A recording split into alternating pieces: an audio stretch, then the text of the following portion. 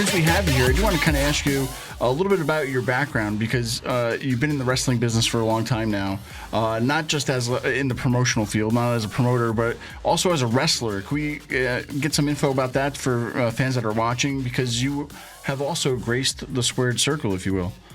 Yeah, I mean, I'm reluctant to say too much because I don't want these fans who like to look at me like I'm some random mark who jumped the guardrail and bought a fancy jacket on Amazon like everybody else out there who calls themselves a manager. No, these are tailor-made, okay? You can't order these on Amazon. But yeah, I've been in the business for 26 years. I started in this business when I was 15 years old, and I started in the MJN Center when it was the Mid-Hudson Civic Center, carrying Bill Apter's bags into there for ECW Hardcore Heaven 99, which, by the way, Tommy Dreamer was on that card. Were you there? Yeah, I was there, man. Yeah, I used to go all Tommy Dreamer was on that card against Lance Storm. And if you watch that back, if you go on Peacock and you watch that back, you will see Tommy Dreamer whipped Lance Storm into the guardrail, into a young man wearing a striped long-sleeve shirt. That was me. Wow.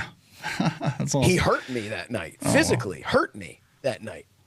But I've been in the business for a very long time. I trained, and this is the thing too, right? I run my mouth and people go, oh, you're afraid, you'll run away. Listen, my career, I haven't wrestled in 17 years. I am a manager. I'm behind the microphone. I am a producer. These are the things that I do now, right? I am the guiding light to Sent to Slaughter. But you have to think about that.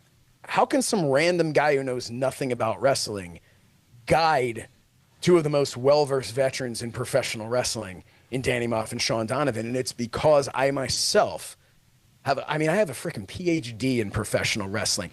I was trained by Afa Anawahi, Afa the Wild Samoan at the Wild Samoan Pro Wrestling Training Center in Allentown, Pennsylvania. That's where I was originally trained. I wrestled for OVW, where I sat at the side of Al Snow, learning from him. Rip Rogers teaching me in the ring. Nick Dinsmore teaching me in the ring. I wrestled for 10 years. I had every bump, every bruise that any other wrestler has had. My bump card is far from empty. A conversation Taz and I have had before. Ask him. He'll tell you. My bump card is far from empty. Unfortunately, my bump card filled up a lot faster than maybe I wanted it to. But then I found my real calling. I found my calling, which was to find other people who had been disrespected, other people who had been pushed aside, like Sent to Slaughter.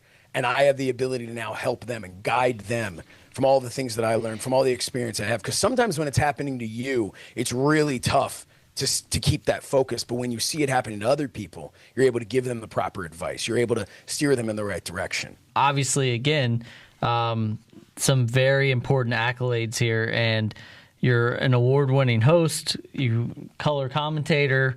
I have here Manager of the Decade. Manager of the Decade. There's my, right there. There's my plaque. Right there, Manager of the Decade. So, obviously, you've got the credentials. And so, I mean, again, maybe there's somebody tuning in tonight or they're watching this later that didn't know this about you. So, is there anything else about your career prior to what you're doing now that you want out there, that you want to, I mean, maybe you don't want to give too much, like you said, but is there anything that... No, yeah, I'll make it pretty clear. I don't back down from a fight. And, Hale puts his hands on me. This isn't my place to get physically involved.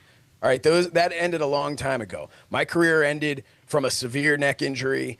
My last singles match that I had was against Rich Swann in his first singles match. He hit me with a crucifix pin. I rolled out of that, felt a crunch in my neck, and that was kind of the beginning of the end for me.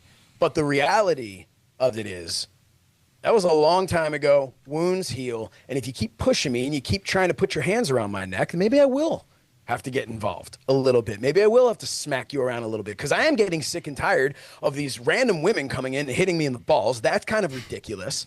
I'm getting it's a little much here. And the fact is, I can defend myself if need be. But unlike people like Vic and Hale and guys like a Tommy Dreamer, I have this other attribute. That's up here. That's my brain. So I can actually use that. I can use my intelligence, my superior intelligence, to help Sent to Slaughter. When they hold a championship, I hold that championship.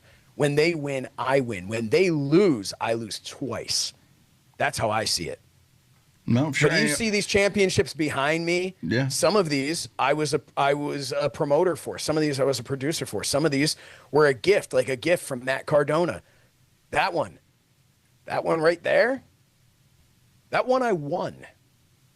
That I won. There's some medals hanging behind there as well for my amateur career. So don't try and threaten me. Don't try and put your hands on me. I might not be as young as I once was.